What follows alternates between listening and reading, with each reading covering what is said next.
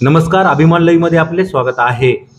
मस्जिदमध्ये नमाज अदा करण्यासाठी गेलेल्या दोघांवर प्राणघातक हल्ला झाल्याची घटना बीड शहरातील बुंदेलपुरा भागात घडली असून थार गाडीने फरार झालेल्या हल्लेखोरांना नेकनूर परिसरातून ताब्यात घेतल्याची माहिती मिळाली आहे। या संदर्भात मिळालेली अधिक माहिती अशी की बीड शहरातील बुंदेलपुरा भागात एका मस्जिदमध्ये नमाज अदा करण्यासाठी गेलेल्या दोघांवर जुन्या भांडणाच्या वादातून थार गाडीतून आलेल्या 5 ते 6 जणांनी धारदार शस्त्राने हल्ला करून गंभीर जखमी केले आहे।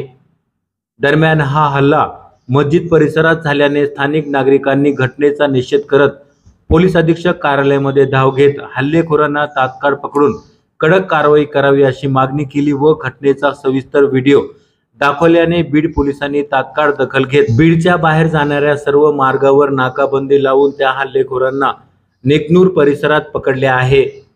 मस्जिद परिसरात झालेल्या प्राणघातक हल्ल्यात दोघे गंभीर जखमी झाले असून त्यांच्यावर प्राथमिक उपचार बीड जिल्हा रुग्णालय येथे करून पुढील उपचारासाठी औरंगाबाद येथे पाठवण्यात आले आहे। रोजच्या ताज्या घडामोडी जाणून घेण्यासाठी आमच्या चॅनलला लाईक करा, सबस्क्राईब करा आणि बेल आयकॉन दाबा। अभिमान लाईव्ह साठी अमजद खान, बीड।